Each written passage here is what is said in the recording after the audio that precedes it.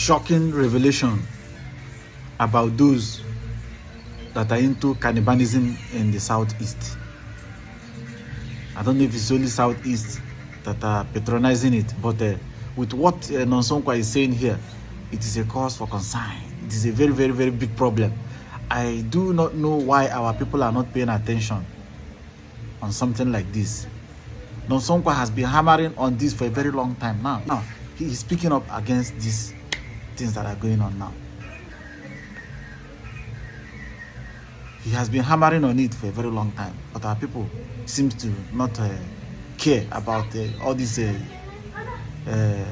danger. It's a very big danger. You need to hear what this guy said. It's shocking and scary. As only Igbo, traveling to southeast or wherever, precisely, you should be very, very careful. You need to listen to Nonsonkwa so that he will give you low down. It's not just a rumor, it is reality. Reality. Even with the video, this video I'm going to show you now came with confession as well. Let us watch. Let us watch. A very quick one. Organ harvesters. When we say organ harvester, some people are going to until we may have direct. I will play you a voice note. I will play you a voice note. You will listen to this woman. You no confession here. You no testimony here. You got no testimony this woman. You know, and you know organ harvesters and you also it's not just nande and a brunde mado, guru urobi, guru meji, guru liver, guru kidney. Ano mado, hana erecheya. Some big men in IMO state, Jiriano mad. We have cannibals among us. If you don't know it today. All these chiefs, Oga Honorable Sunda, these big men, ano mad ka hana eri. Ana heri anu ewu, ana heri anu nketa, ana heri anu nama, ana heri anu ihe ozo, ana heri pork meat. Ano mado ka hana eri. Giga na fridge ha. Ega ho ano mad apak, ebu achare ebuwa. Park not approved. They gonna fridge, huh? They might be even listening to me now. How will you can egg now? Area no matter we can egg. But let me play this voice note first. We play Chaziaya. Then we will say what we want to say. I want you all to join me in thanking God for what He did for me. On the 28th of last month, which was last week Wednesday, one of my patients had a CS in FMC. She had twin. And she called me. She delivered on Tuesday morning. And on Wednesday morning, she called me that one of the babies suddenly started breathing somehow. They had to rush her into ICU. She called me to come so that I can help her check the baby. I was like, but FMC has the best doctors, pediatrician that will know what is up. She also said she wanted me to come because I was the one that treated her before she conceived those babies. So she and my husband, anything that concerns her during that pregnancy, they wanted me to monitor it. I was also the one that advised her to go to FMC for the CS. I entered the bus going to FMC from fire service. My sisters, when we got to around Cherubi bus stop, the driver told me to please help him with 500 naira. He gave me 1,000 naira note. As I collected the money, I opened my bag to check. It was as if something I inhaled something. And immediately I inhaled that thing, my system changed. And I started feeling dizzy. When I realized that I was even sleeping was when I started seeing FMC gate from the vehicle faintly. That was when it dawned on me that it's like I have entered a wrong vehicle. And I was calling the driver, telling him, driver, FMC. When he refused to stop, I dragged him. In fact, if you see the way I was dragging him, I was dragging him for him to stop. I wanted the both of us to control the steering. If at the end of the day, let the both of us just end somewhere. If he's dead, let us die that day. As I was dragging him, somebody from the back hit me to subdue me. Oh my God. When I turned my back, that was when I knew that I've entered evil vehicle. There was a pregnant lady there. They've already closed her mouth with a black sellotape. 2 school children and 1 younger lady. That guy that hit me at the back brought something that looked like perfume. He sprayed it through my nostril. The thing now subdued me and weakened me.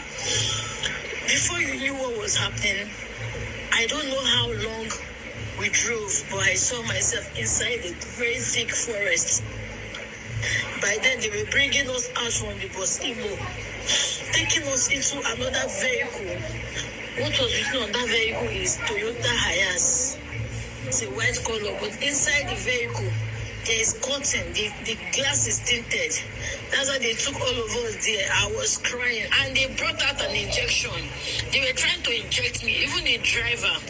The driver was like, this lady, he was just saying all sorts of things. So the doctor came out. When they called the doctor, they called him Dr. Ima. When the doctor came out, they said, doctor, that he should examine all of us. The doctor used scissors on his hand to tear my trouser. When he tore my trouser, it was like he was touching my lap. He said, Jesus Christ, just all we hear chief was in the actual, I was crying. I said, God, I've been hearing this thing, but for one day I never believed that this thing is real. I said, God, am I going to end this May dead? My husband will not find me, my parents. So my husband will call my parents on the phone that they are looking for me. My children that went to school, they will come back, they will not see their mother. I was crying and calling on God. I said, God, if you will do this last miracle for me, I will serve you with all my heart. I don't know what came over me. It was as if 10 people entered me. I felt that something entered me. I started fighting these people. I held that doctor's hand. I beat him with all my strength. I beat him to the extent that even his blood was filled my mouth. I was having his blood on my mouth. Even the driver, I dragged him on his penis. I wanted to cut it. I knew they were going to kill me at that moment, but I said, I'm not going to die alone. Let me die with somebody. As my husband and my parents and my children will be crying for my loss, their own family too will be crying for their loss. I don't just know how God did it. There's a prophet. I still remember that man vividly. The prophet had this very dirty looking dada. The prophet came out. When he came out, he looked at me. He said, no.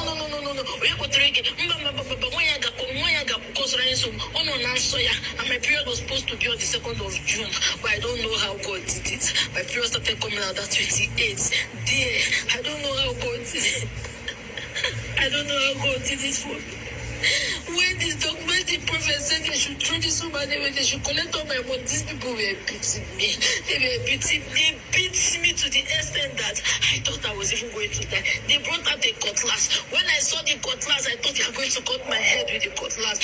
But they flogged me, they injured me.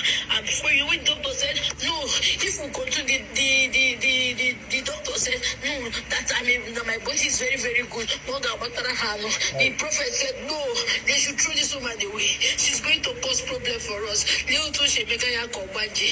should throw her away. She's going to cause problem for us. That was why they took me back into the Bosimo and they dropped me somewhere. I don't know where they dropped me. I was crawling. Look, because where they dropped me is a farmland. I was crawling, screaming, calling on people. I don't just know how long I crawled down to the road. When I started hearing people's voice, I was shouting, help me, help me, help me, until one lady holding a money point POS. The lady was the one that saw me. She started shouting. She called one man. They came, Bosimo people. I asked them, please, where is this? They said, this Mo Ruby. I said, Mo Ruby. I don't know where is Mo Ruby. They asked me where I came from. I said, they said, okay, that they will drop me at the Igbada, something Igbada, Rochas Market. That was how they helped me down to that Igbada. They dropped me at the bus stop there. Thank God these people did not collect my phone. They collected all the money, but I don't know, they left my phone for me. Maybe they left that phone for me so that my family will be able to reach me, but they off the phone. The man that rescued me on my phone, I told him to call my husband. That was how he called my husband and started calling people, some of my contacts. That was how my husband and my neighbors, they came to pick me up from that side and took me to the hospital. Since last week, I've not been myself. I've been on treatment.